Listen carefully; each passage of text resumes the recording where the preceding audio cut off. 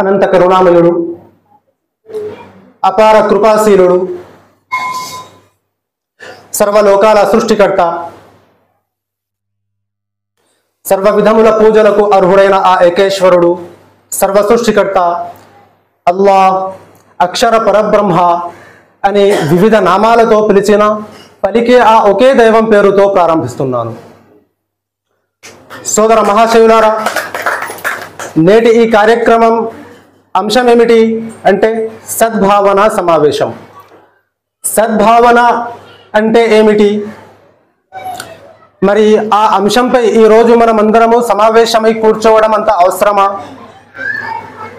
ఈరోజు ఏ రోజు? Sunday. Sunday అంటే హాలిడే, హాలిడే అంటే జాలీడే, అంతేనా? మరి ఆ జాలీడేని విడిచిపెట్టి మనము పొద్దున్న లేచి దబ్దబా మన పనులు మనము సాగించుకొని ఇక్కడికి వచ్చారు. చాలామంది అయితే కొత్తకోట నుంచి, వనపర్తి నుంచి, దూరం నుంచి ప్రయాణం చేసి వచ్చారు. మరి అంత అవసరమైన అంశం ఏమైనా ఉందా? ఇది మన సమాజానికి ఇది అవసరమా అని ఒక్కసారి మనము ఆలోచించాలి. ఈ సండే రోజు మనమందరం కలిసి ఫ్యామిలీతో పాటు ఎక్కడికో వెళ్ళాలి అనే ప్లాన్లు చేసుకుంటామా లేదా? సండే వచ్చింది అంటే ఎక్కడో పిక్నిక్కి వెళ్ళాలి, ఫామ్ హౌస్కి వెళ్ళాలి, సినిమాకు వెళ్ళాలి. అంత జాలీడేగా గడిపే ఈ రోజు మనం ఇంత బోరింగ్గా గడుపుతున్నాము అని ఎవరెవరికి అనిపించింది? ఇక్కడ బోరింగ్ అనిపిస్తుందా లేదా? ఎవరికి అనిపించట్లేదా? ఇక్కడ కూడా జాలీగా ఫీల్ అవుతున్నారు కదా. అది మన ధర్మం యొక్క గొప్పతనం. ధర్మం విషయంలో ఏ మాట మనం మాట్లాడినా కానీ ఒక కొత్త ఉత్తేజం మనలో పుట్టుకు వస్తుంది.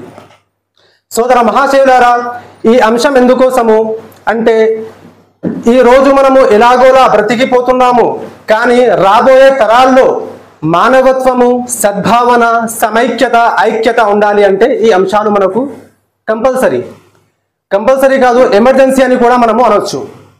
ఎందుకంటే మనం సమాజంలో చూస్తున్నాము, రోజు రోజుకు మనలో విభేదాలు పెరుగుతున్నాయి, అనైక్యత పెరుగుతుంది. అనైక్యత అనేది మన జాతిలో, మన కులంలో, మన మతంలోనే కాదు, మన ఇండ్లల్లో కూడా పెరిగిపోతుంది. అది ఎలా అంటే కొడుకు తండ్రి మాట వినట్లేదు, తల్లి మాట వినట్లేదు, తమ్ముడు అన్న మాట వినట్లేదు.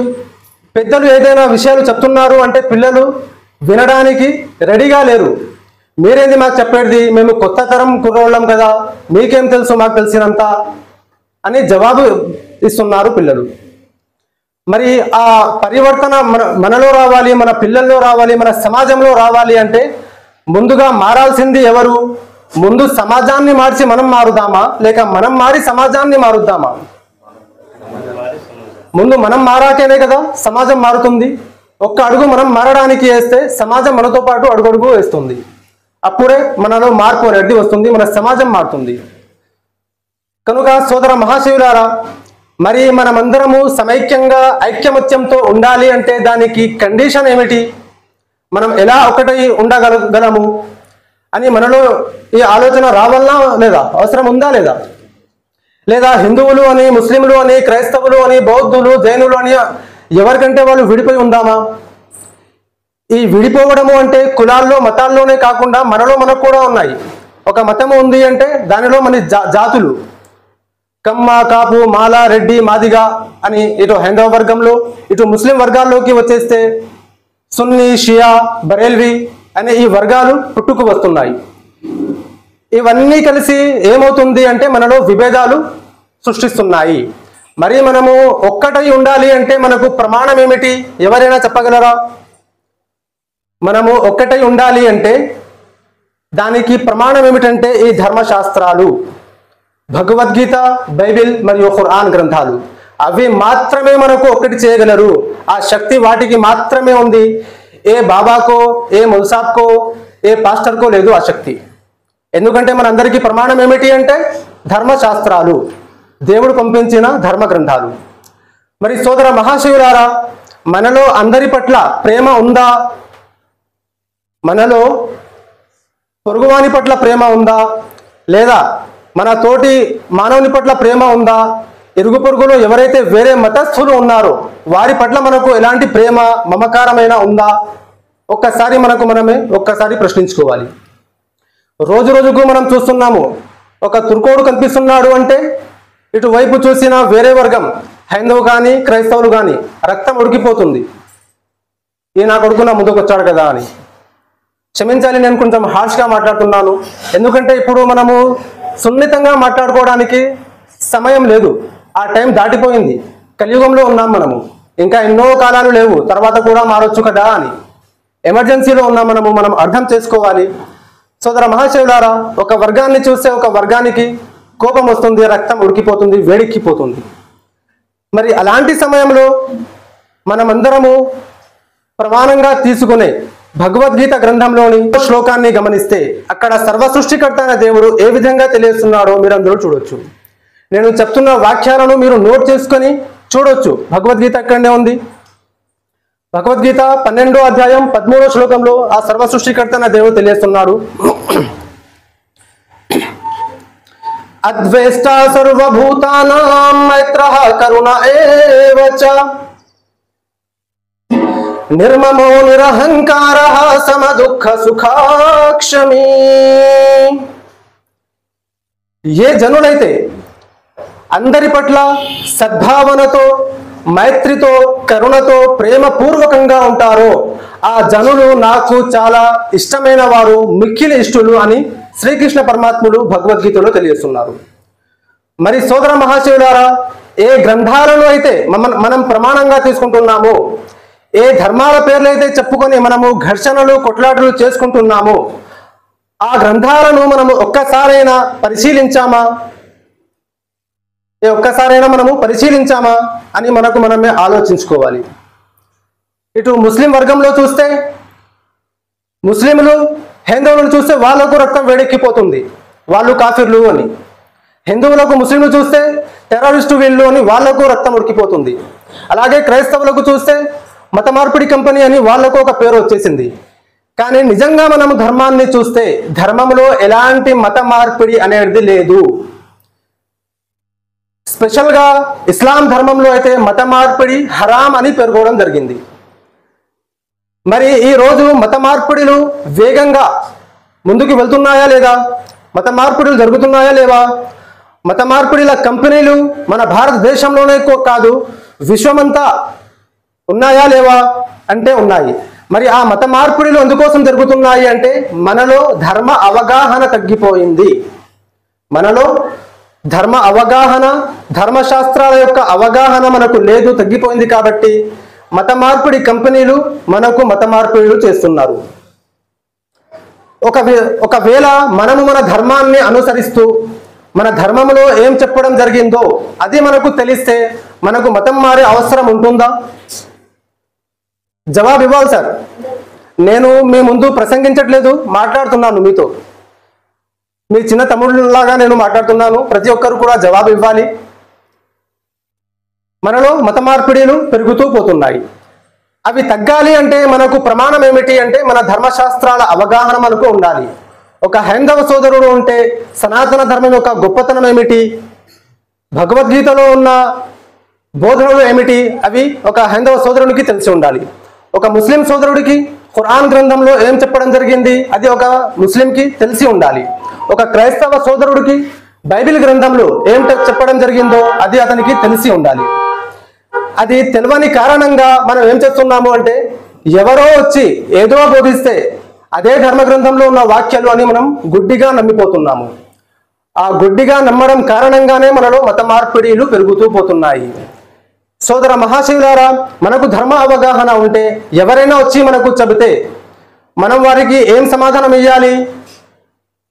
ఆ సమాధానం ఇవ్వడానికి మనలో నాలెడ్జ్ అనేది ఉండాలా లేదా? ధర్మ గ్రంథాల నాలెడ్జ్ ఉండాలా లేదా? ఉండాలి. అది ఉంటే మనం అతనికి ప్రశ్నించవచ్చు. అయ్యా, మీరు బాగానే చెప్పారు, నన్ను ఆ మతాన్ని స్వీకరించండి, ఆ మతాన్ని స్వీకరిస్తే ఆ ప్రభు ఏదో చేస్తారు, ఏదో రక్షిస్తారు, ఇస్లాం ధర్మాన్ని స్వీకరిస్తే మీకు అల్లా ఏదో మోక్షాన్ని ప్రసాదిస్తాడు అని బాగానే చెప్తున్నారు కదా, ఈ మాటలు మా గ్రంథంలో లేవు అని మీరు నిరూపించండి, అప్పుడు నేను మతం మారుతాను అని మనం వారికి ప్రశ్నించాలి. ఆ సత్తా ఎవరైనా చూపుతున్నారా? ఆ ప్రశ్న ఎవరైనా అడుగుతున్నారా? ధర్మ గ్రంథమైన భగవద్గీతలో కానీ, బైబిల్లో కానీ, ఖురాన్ గ్రంథంలో కానీ ధర్మం అందరికీ సమానంగా ఇచ్చాను అని ఆ సర్వ సృష్టికర్త అయిన దేవుడు తెలియజేస్తున్నాడు. సోదర మహాశివులారా, మనము వింటుంటాము, చాలా మంది చెప్తుంటారు, ధర్మో రక్షతి రక్షితః. ఈ శ్లోకం అందరం విన్నామా? కేవలం విన్నాము, దీని అర్థం కూడా తెలుసా? అర్థం కూడా తెలుసు కొందరికి, కానీ దాంట్లో ఉన్న హిడెన్ మెసేజ్ ఏంది అది ఎవరికైనా తెలుసా? అంటే మనము ధర్మానికి చాలా దూరంగా ఉన్నాము. సోదర మహాశివులారా, ధర్మాన్ని మనం పాటిస్తే ఆ ధర్మమే మనకు రక్షిస్తుంది అని పెద్దలు చెప్తూ ఉంటారు. మనం ధర్మాన్ని పాటిస్తే ఆ ధర్మం మనకు ఎలా రక్షిస్తుందండి? ధర్మానికి ఏమైనా కాళ్ళు చేతులు ఏమైనా ఉన్నాయా? ఫిజికల్లీ ఎలా మనకు రక్షిస్తుంది ధర్మము? ఈ డౌట్ వస్తుందా లేదా? ఈ డౌట్ వస్తే దీనికి సమాధానం మన ధర్మ గ్రంథాలు ఏమిస్తున్నాయి అంటే, ధర్మాన్ని నీవు రక్షిస్తే అనగా నీవు ఏ పనులైతే ధర్మబద్ధంగా చేస్తున్నావో, ఉదాహరణకు మనము రోడ్డుపై వెళ్తున్నాము, రోడ్డుపై వెళ్తున్నప్పుడు అర్ధరాత్రి ఆడపిల్ల రోడ్డుపై నడుస్తూ ఉంది, అప్పుడు మన దృష్టి ఎలా ఉండాలి ఆవిడ పట్ల? మన సోదరి, నా చెల్లి, నా తల్లి, నా అక్క అనే భావన మనలో ఉండాలి. అక్కడ మనము ధర్మాన్ని పాటిస్తున్నాము, ధర్మాన్ని రక్షిస్తున్నాము. మరి ఆ ధర్మం నాకు ఎలా రక్షిస్తుంది? నేనైతే ధర్మాన్ని పాటించాను కదా అంటే దానికి రిటర్న్ జవాబు ఏమొస్తుంది అంటే, సెకండ్ డే ఎప్పుడైతే మన ఇంట్లోని ఆడపడుచులు బయటికి వెళ్తారో, మన ఇంట్లోని ఆడపడుచులు బయటికి వెళ్తారో, చుట్టుపక్కల ఎవరు లేరు, ఎవరో చిల్లర వ్యక్తులు ఉన్నారు, అల్లరి చేసే వ్యక్తులు ఉన్నారు, వాళ్ళు వారిపై దృష్టి చూపు చూడకుండా ఆ సర్వ సృష్టికర్త అనే దేవుడు మన ఆడపిల్లల మానవాన్ని కాపాడుతాడు, రక్షిస్తాడు. ఇది ధర్మాన్ని మనం పాటిస్తే ఆ ధర్మం మనకు రక్షించడము అంటే. ధర్మాన్ని మనం రక్షిస్తే ఆ ధర్మమే మనకు రక్షిస్తుంది. మరి ధర్మం అందరికీ సమానంగా ఇచ్చినప్పుడు ఈ విభేదాలు మనలో ఎందుకు ఉన్నాయి? ఇక్కడ మనము రెండు విషయాలను గమనించుకోవాలి. ధర్మం అనగా వేరు, మతము అనగా వేరు. ధర్మానికి మతానికి చాలా డిఫరెంట్ ఉంది. మతము అంటే మతి నుండి జనించింది. మతాలు వేరువేరుగా ఉండొచ్చు, కానీ ధర్మం అందరికీ సమానంగా ఉంటుంది. ధర్మంలో సమానత్వం మనకు అర్థం అవ్వాలి అంటే, ఉదాహరణకు హైందవ ధర్మంలో కానీ, క్రైస్తవ ధర్మంలో కానీ, ఇస్లాం ధర్మంలో కానీ సొంత చెల్లిని పెళ్లి చేసుకోవడం మంచిదా చెడ్డదా? 3 గ్రంథాల పరంగా సొంత చెల్లిని ఎవరైనా పెళ్లి చేసుకోవచ్చా? చేసుకోలేరు, నిషేధం. అలాగే నాస్తికులు ఉన్నారు కదా, నాస్తికులు ఏ ధర్మాన్ని అనుసరిస్తారు? వాళ్ళు ఏ గ్రంథాన్ని నమ్ముతారు? ఏ గ్రంథాన్ని కూడా వాళ్ళు నమ్మరు.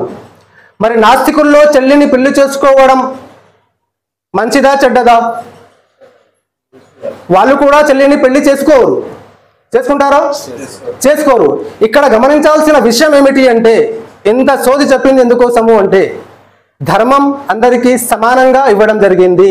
మనం ఎలాగైతే చెల్లిని పెళ్లి చేసుకోలేమో హరామో, అలాగే నాస్తికులు ఎవరైతే దైవాన్నే నమ్మరో, ధర్మాన్నే నమ్మరో, వాళ్ళలో కూడా ఇన్బిల్ట్ గా దేవుడు వాళ్ళ హృదయాల్లో ఈ తప్పు అనేది పెట్టేశారు. ఇది చేస్తే తప్పు, చేయకూడదు. అలాగే దొంగతనం చేయడం ఇస్లాం ధర్మంలో మంచిదా? సనాతన ధర్మంలో మంచిదా? క్రైస్తవ ధర్మంలో మంచిదా? అదే ఒక నాస్తికుడు దొంగతనం చేస్తే అతనికి ఏమైనా అవార్డు ఇస్తారా? చాలా మంచి పని చేశావు అని? అది కూడా తప్పే కదా. వాళ్ళలో కూడా ఇన్బిల్ట్ గా వాళ్ళ హృదయాల్లో, హృదయ ఫలకాలపై దేవుడు ముద్ర వేసేశారు. ఏ విషయాలైతే ధర్మంలో నిషేధము, హరాం ఉన్నాయో ఆ విషయాలు నాస్తికుల దగ్గర కూడా హరామే, నిషేధమే ఉన్నాయి. ఇది ధర్మం యొక్క గొప్పతనం. అందరికీ సమానంగా ఇచ్చాడు కాబట్టి అందరూ సమానంగా పాటిస్తున్నారు. దేవుణ్ణి నమ్ముతారో నమ్మరో అది తర్వాత విషయం, కానీ ధర్మాన్ని అందరూ కొందరు అనుకొని పాటిస్తే, కొందరు అనుకోని విధంగానే పాటిస్తున్నారు. మరి మన ధర్మంలో ఇంతటి గొప్పతనం ఉన్నందుకు మనము మన ధర్మం కోసం చప్పట్లు కొట్టొచ్చా లేదా? చప్పట్లు కొట్టడంలో మనం పిసినారితనం చేయకూడదండి, హృదయపూర్వకంగా కొట్టాలి. చప్పట్లు కొట్టడం వల్ల నేను చెప్తున్న మాటలు మీకు అర్థం అవుతున్నాయా లేదా నాకు తెలుస్తుంది. చప్పట్లు కొట్టడం అనేది నా కోసం కొట్టమనట్లేదు, అర్థమవుతుంది సార్? నా కోసం చప్పట్లు కొట్టడం అవసరం లేదు. మన ధర్మంలో ఉన్న గొప్పతనం కోసం, గొప్ప విషయాల కోసం మనం చప్పట్లు కొట్టాలి. మరి అలాగే సోదర మహాశివులారా, ప్రపంచంలో చెడు అనేది వ్యాపించిపోతూ ఉంది. అందరిలో కరుణకు బదులు ద్వేషము, ఐక్యతకు బదులు అనైక్యత, సద్భావనకి బదులు దుర్భావన పెరుగుతూ పోతుంది కదా. మరి ఇవల్ల దేవుడు చూడట్లేదా? దేవుడు ఒక రోజు మనకు అడగాడా ఇవన్నీ ఎందుకు చేశావు అని?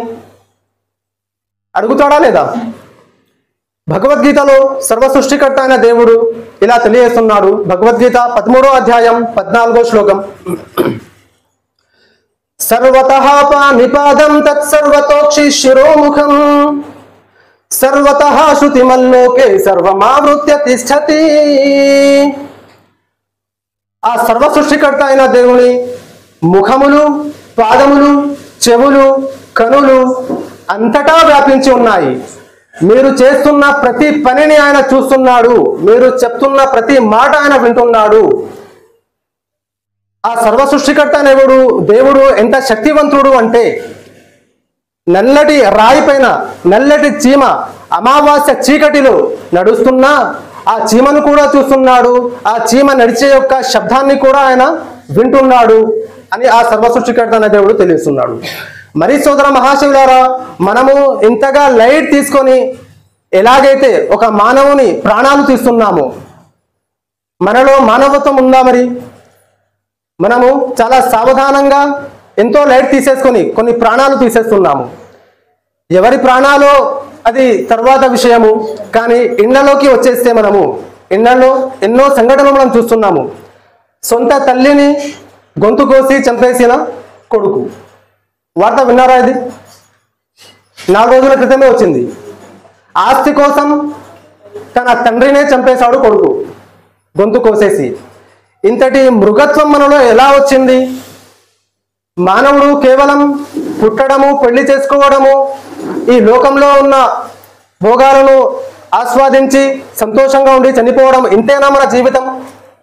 మానవుని జీవిత లక్ష్యం ఇంతేనా అని మనం ఒకసారి ప్రశ్నించుకోవాలి. సోదర మహాశివులారా, ఎప్పుడైతే మనలో ధర్మ గ్రంథాల అవగాహన వస్తుందో అప్పుడే మనలో మానవత్వము వస్తుంది. మానవత్వం గురించి భగవద్గీతలో ఒక మంచి శ్లోకం చెప్పడం జరిగింది. ఆ శ్లోకంలో ఏముంది అంటే, యశాస్త్ర విధిముత్సృజ్య వర్తతే కామకారతః న సిద్ధిమవాప్నోతి న సుఖం న పరాంగతిం. ఎవడైతే శాస్త్రోక్తము విధిని విడిచిపెట్టి తన ఇష్టం వచ్చినట్టు ప్రవర్తించునో అట్టి వాడు పురుషార్థ సిద్ధిని గాని సుఖమును గాని ఉత్తమ గతియకు మోక్షమును గాని పొందనేరడు అని 3 కండిషన్లు, 3 షరతులు చెప్పడం జరిగింది. దీంట్లో మొట్టమొదటిగా చెప్పింది పురుషార్థ సిద్ధి. అంటే పురుషార్థ సిద్ధి అతనికి లభించదు. అతనిలో దాంట్లో ఇన్బిల్ట్ గా హ్యూమానిటీ, మానవత్వం కూడా ఉంది. అంటే మనిషి చూడడానికి మానవుడిలా కనిపిస్తాడు, కానీ అతనిలో మానవత్వము అనేది ఉండదు. ఉదాహరణకు ఒకటి సహజ గులాబీ పుష్పము ఉంది, ఒకటి కృత్రిమ గులాబీ పుష్పము ఉంది. 2 కూడా గులాబీ పుష్పాలే కదా, గులాబీ పువ్వులే కదా. మరి పరిమళము, సువాసన ఏ పువ్వులో ఉంటుంది? సహజ గులాబీ పుష్పములోనా లేక కృత్రిమ గులాబీ పుష్పంలోనా? ఆర్టిఫిషియల్ ఏదైతే గులాబీ పువ్వు ఉంటుందో దాంట్లో సువాసన, పరిమళము ఉంటుందా? లేక న్యాచురల్ గా ఏదైతే చెట్టుకు కాస్తుందో ఆ పువ్వులో పరిమళము, సువాసన ఉంటుందా? కానీ చూడడానికి 2 కూడా సేమే ఉన్నాయి, సమానంగానే ఉన్నాయి. ఇవి కూడా చూస్తే పూలలాగానే కనిపిస్తున్నాయి, కానీ పొద్దుటి నుంచి చూస్తున్నాను అందులో సువాసన వస్తట్లేదు. అంటే చూడడానికి మాత్రమే. అలాగే మానవుల్లో కూడా అలాగే అయిపోతుంది. చూడడానికి మనిషిలా ఉంటాడు, మనిషిలాగానే 2 కాళ్ళు, 2 చేతులు, 2 కన్నులు ఉంటాయి, కానీ అతనిలో మానవత్వం ఉండదు. ఎవరి పట్ల ప్రేమ, మమకారము అనేది ఉండదు. ఆ ప్రేమ మరియు మమకారము లేని కారణంగానే ఎవరికో చెప్పడం ఏంటి, తన ఇంట్లో తనను కన్న తల్లికే గొంతులు కోసి చంపేస్తున్నాము. మరి ఇప్పుడు చెప్పండి సోదర మహాశివులారా, ఇలాంటి సమావేశాలు పెట్టడము, ఈ ధర్మ అవగాహన మనకు ఉండడము అవసరమా లేదా? కంపల్సరీయా, ఎమర్జెన్సీయా? కనుక అందరూ కూడా ఈ యొక్క ధర్మ గ్రంథాల అవగాహనను తెలుసుకుంటారని నేను కోరుకుంటున్నాను. చివరిగా సోదర మహాశివులారా, ఒక చిన్న సంఘటన ఉంది. ఈ రోజు మనం చూస్తున్నాము, సమాజంలో తల్లిదండ్రుల పట్ల ప్రేమ పూర్తిగా నశించిపోతుంది. దానికి కారణం ఏమిటంటే, ముందుగా మనం ఏం తప్పు చేస్తున్నాము అంటే, చిన్నప్పటి నుంచే పిల్లలకు హాస్టల్స్లో వదిలేస్తున్నాము. చిన్నప్పటి నుంచే పిల్లలకు హాస్టల్స్లో వదిలేస్తున్నాము. హాస్టల్లో ఉండి బాగా చదువుకోవాలి, పెద్ద ప్రయోజకుడు కావాలి, పెద్ద జాబ్ కొట్టేయాలి అనే ఆలోచనతో మనం ఏం చేస్తున్నాము అంటే పిల్లలకు హాస్టల్స్లో వేసేస్తున్నాము. అక్కడ వేసేసిన తర్వాత పిల్లాడు 10th పాస్ అయ్యాడు, ఇంటర్ పాస్ అయ్యాడు, డిగ్రీ పాస్ అయ్యాడు, గ్రాడ్యుయేషన్ మొత్తం అయిపోయింది. అప్పుడు ఇంటికి వచ్చాడు. ఈ సంవత్సరాలు ఏదైతే గడిచాయో మధ్యలో ఆ సంవత్సరాల్లో తల్లిదండ్రులకు పిల్లలకి దూరం పెరిగిందా తగ్గిందా? దూరం అనేది తగ్గిందా పెరిగిందా? ఆ దూరం పెరగడం వల్ల ప్రేమ మరియు మమకారము ఆప్యాయత తగ్గుతుందా పెరుగుతుందా? తగ్గిపోతుందా లేదా? గ్రాడ్యుయేషన్ అయిపోయింది, జాబ్ కొట్టేశాడు, వచ్చేసిన ఒక సంవత్సరంలోనే పెళ్లి చేసేశారు. పెళ్లి చేసిన తర్వాత ఎవరి వాడైపోతాడు సార్? అందరూ అలా కాదు, మా అక్కలు కూడా ఉన్నారు చాలా మంచి వాళ్ళు. అక్కడ అయిపోతాడు. అప్పుడు భార్య వచ్చేసిన తర్వాత ఏం చేస్తుంది? మళ్ళీ రివర్స్. అమ్మ నాన్నతో పాటు మనం ఉండకూడదు, మనం సెపరేట్గా ఉండాలి. మంచి కొటేషనా కదా? ఇప్పటి వరకు హాస్టల్లో ఉన్నాడు, తల్లిదండ్రులకు దూరం ఉన్నాడు. ఇప్పుడు పెళ్లి చేసుకున్నాడు, మళ్ళీ హాస్టల్కి వెళ్ళిపోతున్నాడు. మరి ఈ తల్లిదండ్రుల మధ్యలో ఈ ఫీలింగ్ పెరిగింది కదా, దూరం పెరిగింది కదా. దానికి కారణంగా ఏం చేస్తున్నారు పిల్లలు అంటే తల్లిదండ్రులకు అనాథాశ్రమాల్లో వదిలేసి వస్తున్నారు. ఓల్డ్ ఏజ్ హోమ్స్లో తల్లిదండ్రులకు పెట్టేస్తున్నారు. ఒక పెద్ద ఆయనను ఇంటర్వ్యూ అడిగారు, అయ్యా మీకు ఎంతమంది పిల్లలు అంటే 4 పిల్లలు. పెద్ద బాబు ఏం చేస్తున్నాడు అంటే అమెరికాలో ఉన్నాడు. రెండో బాబు ఏం చేస్తున్నాడు అంటే గల్ఫ్ కంట్రీస్ వేరు పేర్లు చెప్పాడు, సౌదీ అరేబియాలో, ఒమాన్లో ఉన్నాడు. చిన్న కొడుకు ఏం చేస్తున్నాడు అంటే ఇక్కడనే ఢిల్లీలో ఉన్నాడు, బాగా ఫ్యాక్టరీ పెట్టాడు, అక్కడ బిజీ ఉన్నాడు. మరి మీరు ఎక్కడ ఉన్నారు అని ప్రశ్నిస్తే ఆ పెద్ద మనిషి సమాధానం ఏముండొచ్చు? ఏ కొడుకు దగ్గర ఉన్నాడని చెప్పవచ్చు. మీరు ఎక్కడున్నారు సార్ అని ప్రశ్నిస్తే ఆ పెద్ద మనిషి సమాధానం ఇస్తున్నాడు, నేను ఓల్డ్ ఏజ్ హోమ్లో ఉంటున్నాను. నా పిల్లలు ఒకడు అమెరికాలో, ఒకడు సౌదీలో, ఒకడు ఒమాన్లో, ఒకడు ఢిల్లీలో ఉంటే నేను మాత్రం ఓల్డ్ ఏజ్ హోమ్లో ఉన్నాను. వాళ్ళ కండిషన్ ఎలా ఉంది, నా పరిస్థితి ఎలా ఉంది. నేను వాళ్లకు ఉన్నత చదువులు చదివించి ఒక ప్రయోజకుడిని చేసేస్తే వాళ్ళు ప్రయోజకులైతే అయ్యారు, కానీ మంచి కొడుకులు కాలేరు అని ఆ పెద్ద మనిషి సమాధానం ఇస్తున్నారు. మరి దీన్ని బట్టి మనము ఎంత పై చదువులు చదువుకున్నా దాని అర్థం ఏముంది? తల్లిదండ్రుల వాళ్ళం కానప్పుడు ప్రపంచమంతా మనకు జై కొడితే దానికి ఏమైనా ఆస్కారం ఉంటుందా?